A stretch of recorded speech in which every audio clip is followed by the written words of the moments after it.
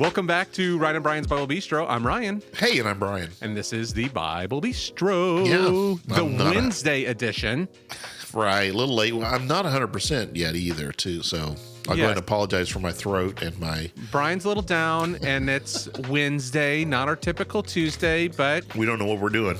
We're a whole day off. We're a whole day off. Things are messed up. Well, as you may not know, while we do release this weekly, this is not our full-time jobs.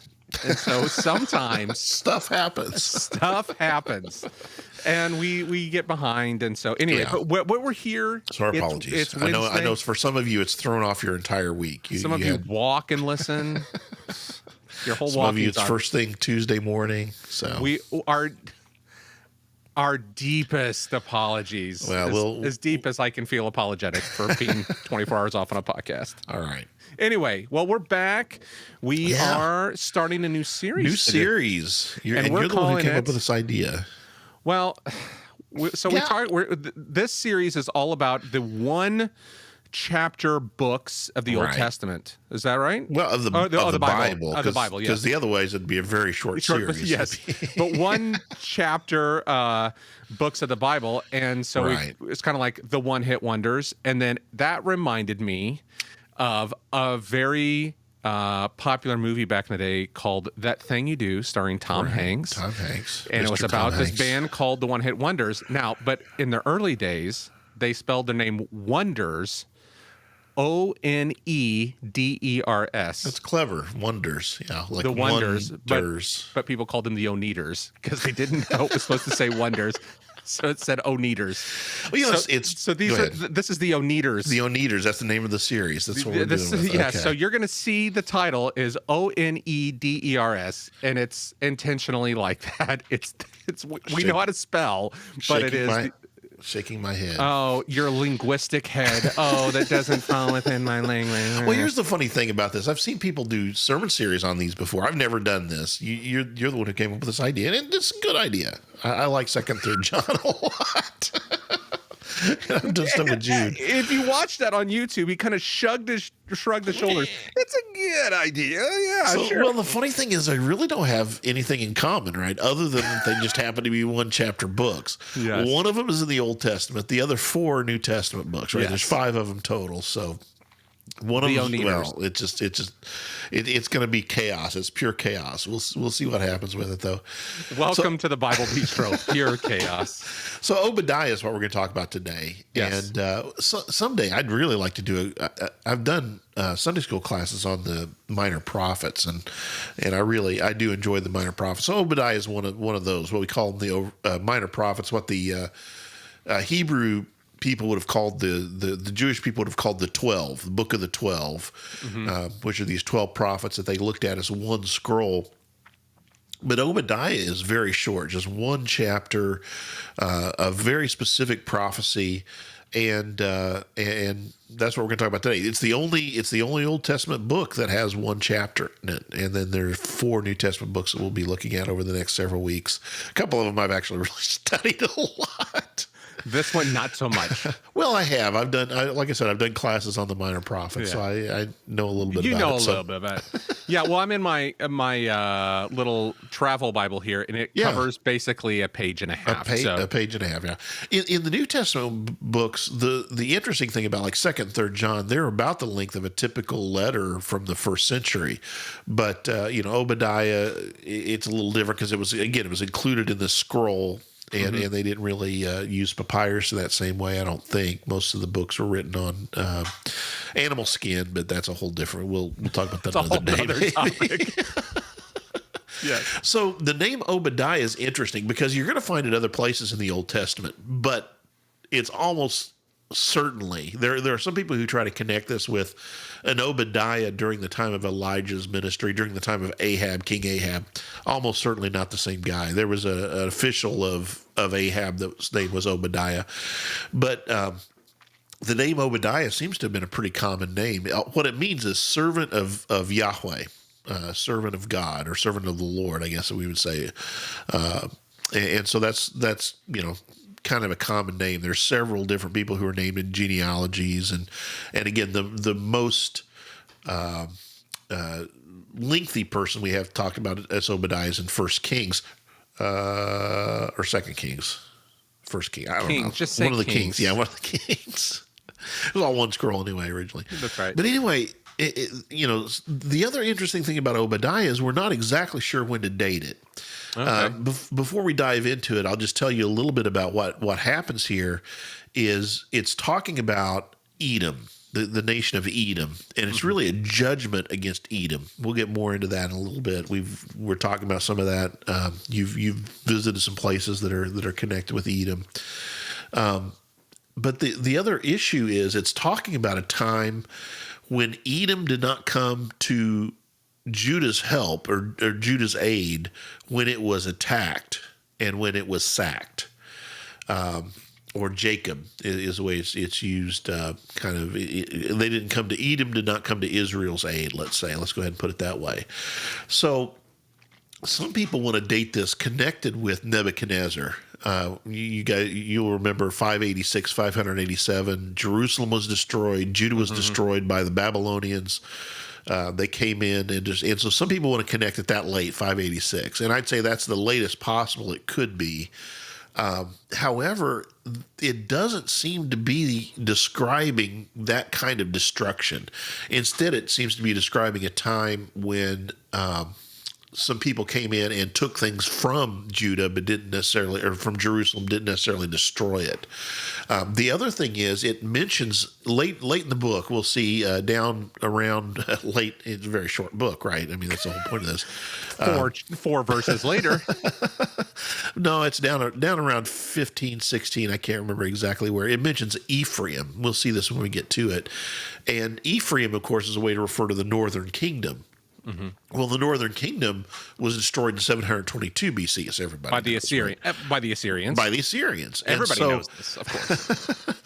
So it has to be somewhere between the divided monarchy and I think before Ephraim's fall. So I tend to date it earlier. Most people who date it in that period of time dated around 850, something like that, BC. And they connect it with a time when the Philistines came in and sacked Jerusalem. So it wasn't as serious of a destruction as what we had with Babylon. That's probably what we're referring to. But the interesting thing is this prophecy is not against the Philistines. It's not against those who did the sacking. It's actually against Edom and their failure to help, as Obadiah says here, their brother. You know, they failed to do what was necessary in helping in this way. So that's kind of the context. I take an earlier date, 854. Like I said, you could go as late as 586, but really I think if this is a real reference to Ephraim, it has to be before 722. So somewhere between 922, 722 in that range, those 200 years or so. So for all dudes that got your calendars out and putting this on the calendar now that everybody's asleep, so go ahead and read verses 1 and 2. This is just this kind of judgment. Basically, God is saying, "I'm bringing all of the nations against Edom." So go ahead and read Obadiah 1 and 2. The vision of Obadiah. Thus says the Lord God concerning Edom: We have heard a report from the Lord, and a messenger has been sent among the nations. Rise up, let us rise against her for battle. Behold, I will make you small among the nations. You shall be utterly despised. So this idea of being made small, God's saying, I'm bringing all the nations against you. And one of the things we're going to find then in this next section is a detailing of Edom's pride. And basically that's what God seems to have against Edom is you're very proud. You didn't come to the aid of my people, God would say, in this situation. In fact, they're described as kind of gloating and being happy that Jerusalem was sacked and participating even to a certain extent by catching people who were escaping from Jerusalem and sending them back. And so their pride is kind of the issue.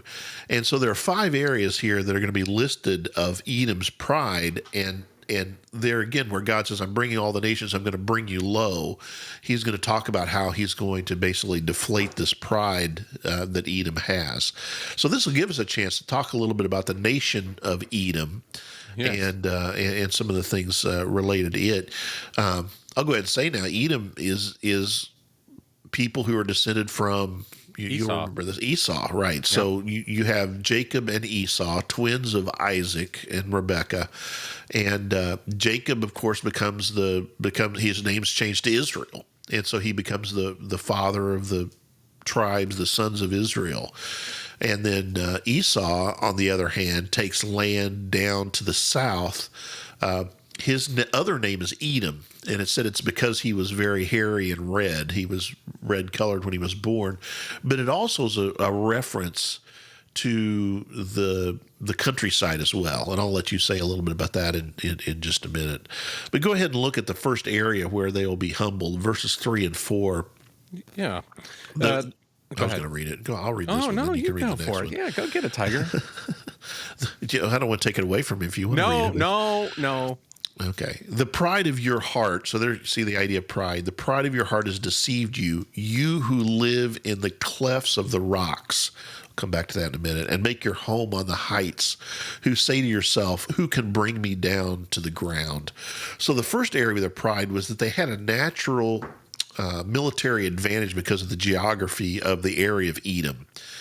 So Edom, there's cliffs there, there's, and I'll let you say more about this, there's valleys and fissures and stuff. This gave them natural places to kind of hide and natural places for them to be protected militarily. So they're saying basically, hey, we have pride because you can't defeat us militarily because we have this this area, this geography. Yeah. So when I was in Jordan, we went to Petra, which the Edomites did possess at one point. Now, we didn't explore, and I mean, these are the things like from Indiana Jones and The Last Crusade. You see carved in the rock. Right. Those buildings that are carved into the rock in Indiana Jones and The Last Crusade, if you'll remember that. Go ahead. That's Petra.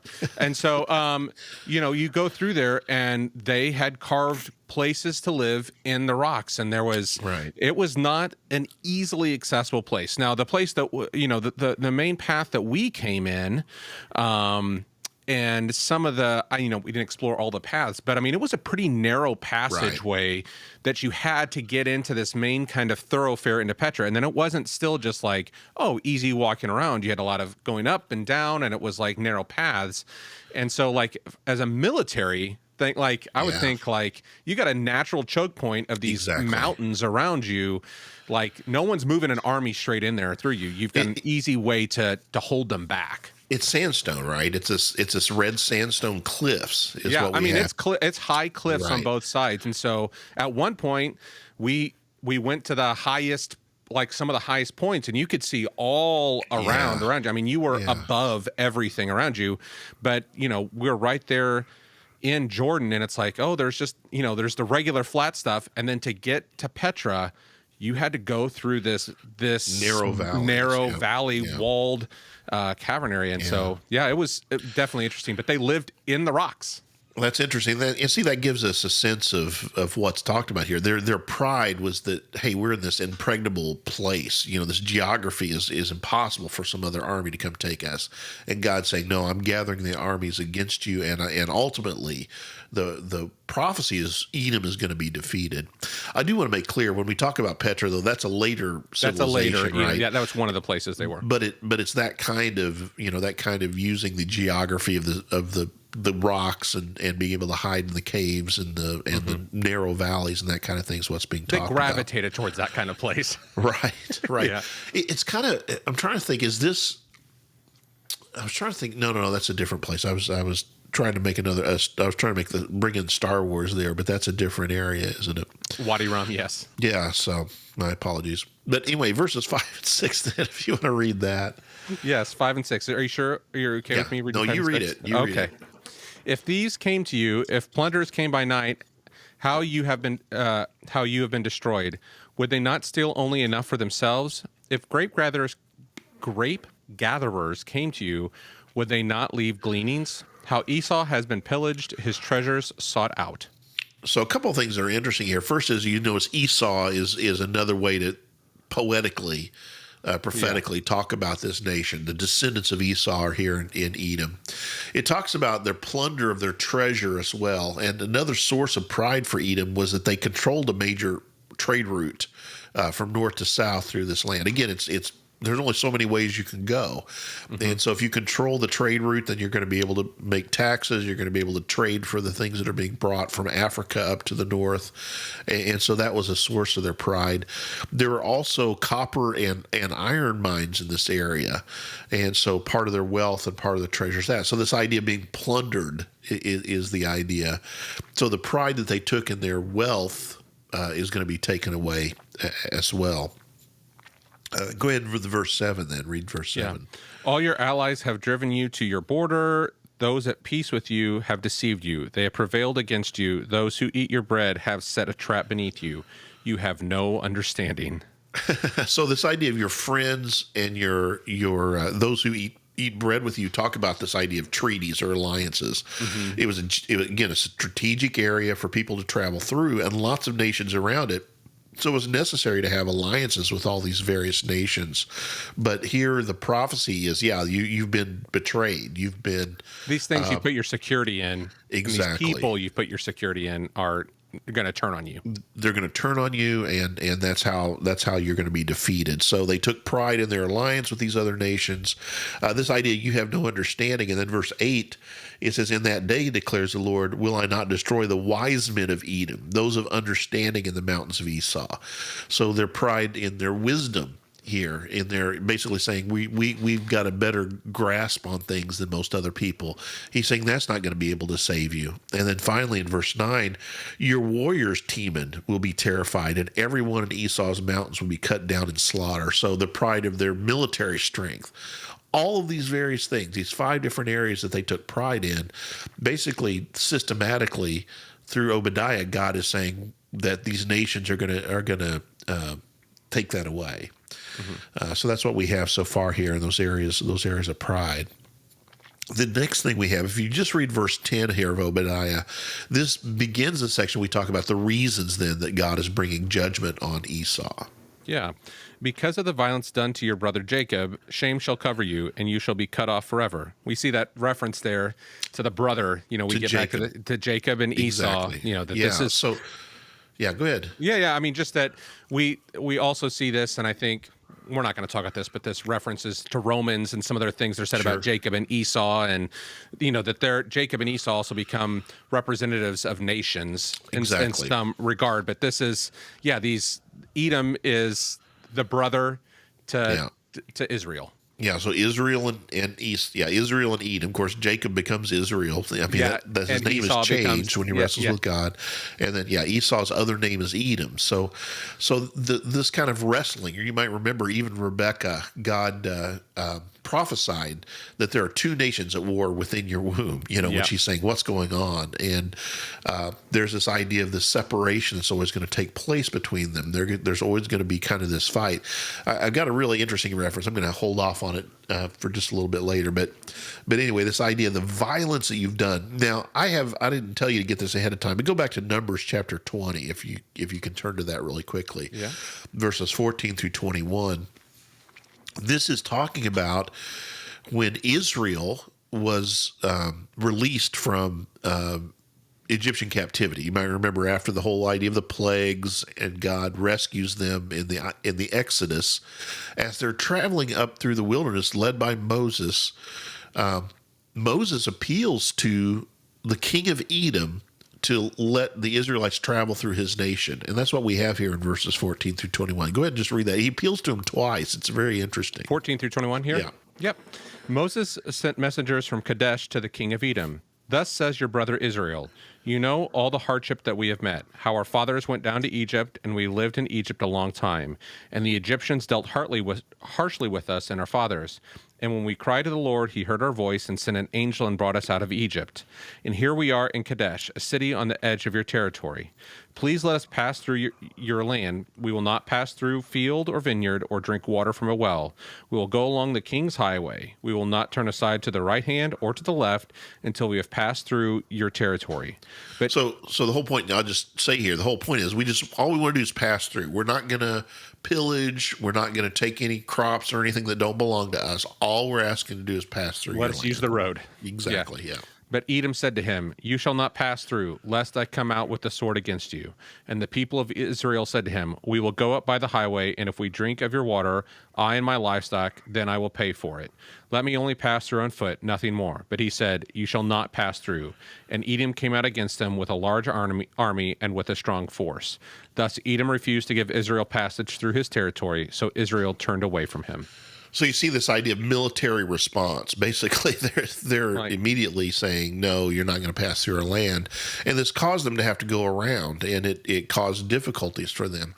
And so there was said from the beginning that God was going to bring judgment on Edom because of this failure. Basically, it's a terrible thing in this culture to not show hospitality. And here, Moses appeals to your brother. We're your brother, right. Jacob, and you're not even showing kindness to us. We have a common ancestor is what he's appealing to here. And so I think the violence has to do with that. Now, also we said earlier when the Philistines, if we take this as the earlier date, when the Philistines were sacking Jerusalem, the other image we get here is that Edom helped them with that. But I think this violence goes back to this, and even we could say earlier, because you might remember that Esau said to Jacob, after Jacob tricked him, you'll remember that whole story, that he was going to kill him. And so even I'm talking about the person here now, Esau, it goes back, that violence goes back to there, and then it continues. We see it lived out in these nations as well. Verse 11 in Obadiah, I'll go ahead and read, says that they didn't come to their aid. On that day you stood aloof, while strangers carried off his wealth, talking about Jacob, and foreigners entered his gate and cast lots for Jerusalem, and you were like one of them. In other words, you didn't side with Jacob. Instead, you sided with the enemies. And then verse 12 says, you should not gloat over your brother in the day of his misfortune, nor rejoice over the people of Judah in the day of their destruction, nor boast so much in the day of their trouble. So the other thing God has against them is this idea of, that they're gloating when they should be coming to the aid of Jacob. Go ahead and read the next two verses there, and it talks about, basically, again, kind of rounding up the people. Do not enter the gate of my people in the day of the calamity. Do not gloat over his disaster in the day of his calamity. Do not loot his wealth in the day of his calamity.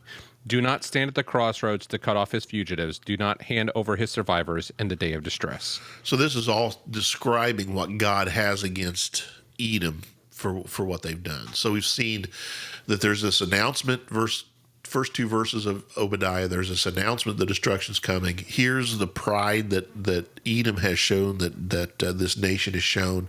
And then here are the things that they've done. Here's the reason that God is bringing the judgment. That's where we are so far.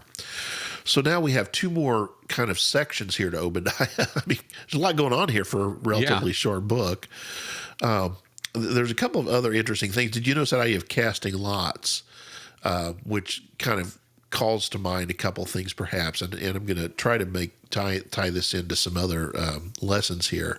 Okay. But I guess I'll go ahead and mention this now. Obadiah is one of the books in the Old Testament that is never quoted in the New Testament, at least explicitly quoted in the New Testament. There are a few of them. There are some that are quoted frequently. There are some that are never quoted, and Obadiah is one of those that's never quoted. Now, it is cited later. There's references to it in Jeremiah and also in the prophet Joel. Both of them make references back to Obadiah, and especially Joel. You may know the main theme of Joel is, we're getting ready to come to it right now, is the day of the Lord. Mm-hmm. Obadiah, again, and I didn't mention this, I should have said this at the very beginning, now I remember. If this is 854, so 850, when this is written, this is one of the earliest writing prophets that we have then. And so this idea of the day of the Lord, as we see it reflected in later like Joel and other later authors, has its origins here in Obadiah, and we'll say a little bit more about that. But go ahead and read verses 15 and 16. Then it talks about this day of the Lord that is coming. Yeah. For the day of the Lord is near upon all the nations. As you have done, it shall be done to you. Your deed shall return on your own head. As you have drunk on my holy mountain, so all the nations shall drink continually. They shall drink and swallow, and shall be as though they had never been. Okay, so this idea that you came in and you drank on my holy hill, talking about Jerusalem, and now the nations are going to drink and basically consume Perish. you. Yeah, what's that? Perish. Yeah, you guys are going to perish. So the idea of the day of the Lord here is an interesting one, and the day of the Lord talks about a day of calamity. Basically, I hadn't thought of this until just now, and I think this will make some sense. We'll see. But I say it's one of the continual questions we see throughout Scripture of how long, O Lord, faithful and true, until you avenge our blood. Right? Yep. When are you going to do something about the evil that we see around us? We see it in Habakkuk. We see it in the Psalms. Of course, the book of Revelation has this, that God's people are continually crying out for justice. When will justice be done? And there's always kind of this idea of delay. It's going to happen, but it's going to happen in an unexpected way. That's the message that Habakkuk has, for example. And here, the idea is that the day of the Lord is the day that judgment will come. It's kind of I guess I'm saying that's the opposite of that. When are you going to do this, O Lord? How long? And then when the day of the Lord comes, this is what happens. Now, when I was growing up, day of the Lord, you thought of as Judgment Day. We would use that kind of phrase. But it seems like in Scripture that there are several, quote unquote, days of the Lord. Mm-hmm. In other words, it's any time where God's judgment becomes a reality upon the nation or upon the people that are being called to judgment. So here, in this case, it is Edom, right? And they have gotten God's wrath because of their failure to help their brother in their time of need. And in fact, have worked against their brother in their time of need. And therefore, God's wrath is coming on them. And so that warning of the day of the Lord is a reference to that. Later, okay. I think, when we see this idea of the day of the Lord again in Joel and in other places, I think it's that same kind of an image. Okay. Other questions on that? Or no, I'd never, I always think kind of how we think about Day of the Lord as the future end. But Day of the Lord is more about when judgment falls, can be also when this judgment falls on Edom. That's the day of the Lord as well. Exactly. And you can see why it fits with the future as well when we're talking about a day when God's ultimate judgment will be done. Right. But these other days of the Lord, we could say it this way: when the day of the Lord comes, like on Edom and other things, it's a reminder that God will bring His judgment. It's a foreshadow of the ultimate day of the Lord. And think about it on both sides. Like, think about it from the Christian's perspective, or the perspective of God's people. To keep it with the Old Testament, right? Is they're crying out, God, when are you going to avenge our blood? When are you going to, Edom, look at what Edom did to us. When is justice going to be done? And God says, that it will happen in due time. And then the day of the Lord comes. And so it's a sense of justice for the believer, but for the person who is receiving that judgment, it's also this idea that wickedness is not allowed to continue unabated, right? That there does come a time when there is punishment for wicked deeds and for wickedness, and that's what I think is happening here. So you get what I'm saying is God's wrath shown in that as well.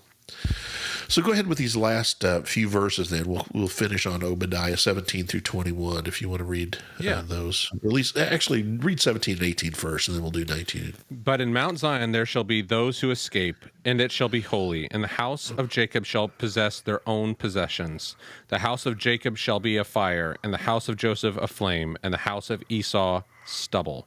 They shall burn them and consume them, and there shall be no survivor of the house of Esau, for the Lord has spoken.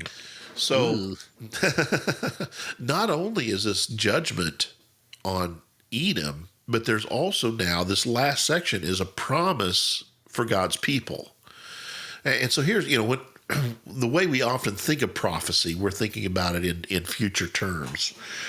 We think about it, in terms of what God is doing in the long run. And this is where he's saying that I will bring.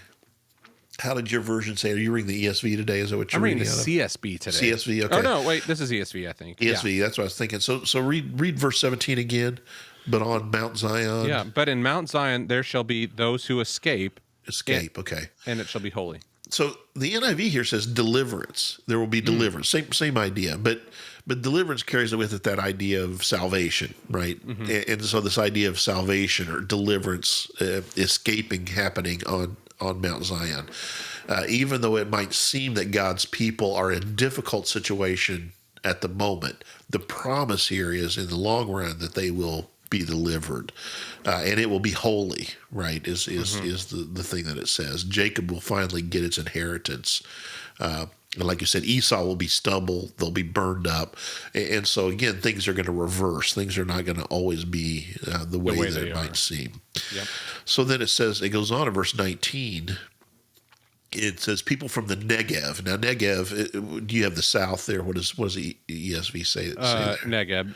Negev literally means the south. People from the south will occupy the mountains of Esau. People from the foothills will possess the land of the Philistines. In other words, God's people will be vindicated and these enemies will eventually be done away with. They will occupy the fields of Ephraim and Samaria, and Benjamin will possess Gilead. So Judah and Benjamin are the quote-unquote good guys in this scenario, and they will eventually be able to possess these other areas, is the idea. So go ahead and read verses 20 and 21, finish this up for us. Yeah. The exiles of this host of the people of Israel shall possess the land of the Canaanites as far as Zarephath. Zarephath, yeah. And the exiles of Jerusalem who are in Sepharad shall possess the cities of the Negev.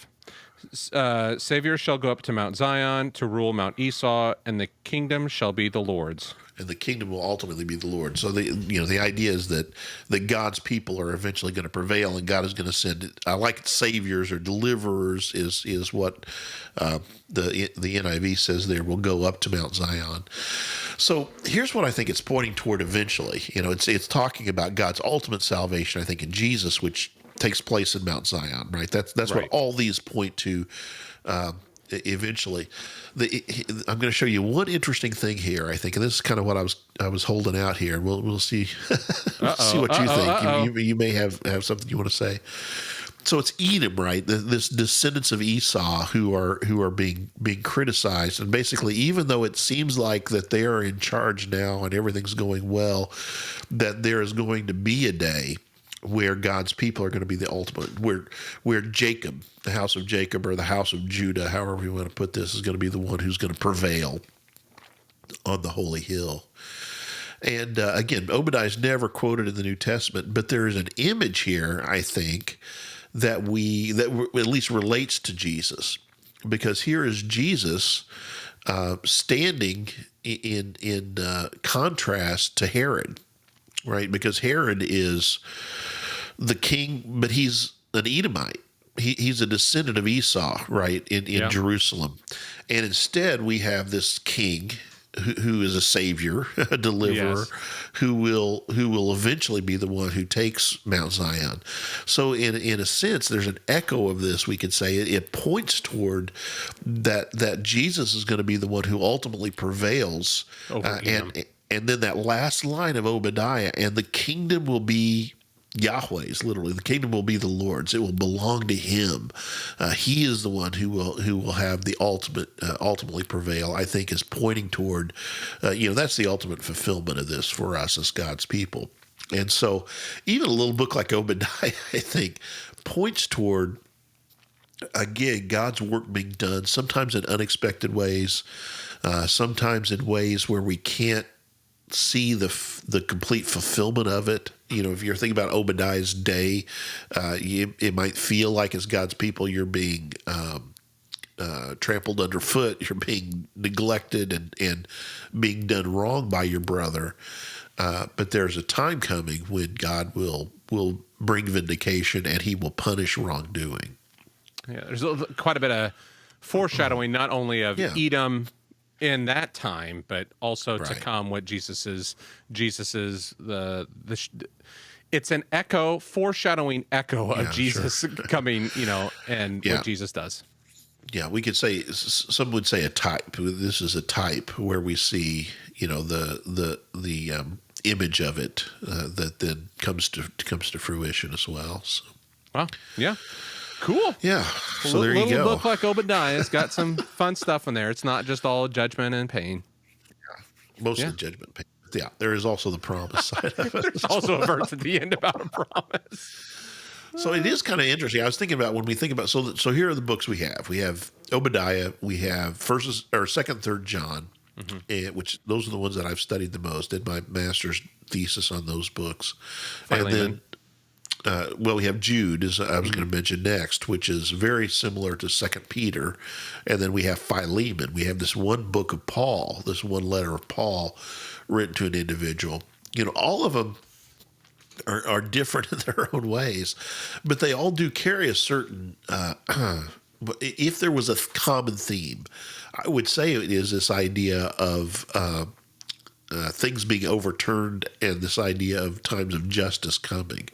But here's the interesting thing is we will, we talked about a couple of weeks ago, the beast and 666, the mark of the beast and all that kind of stuff.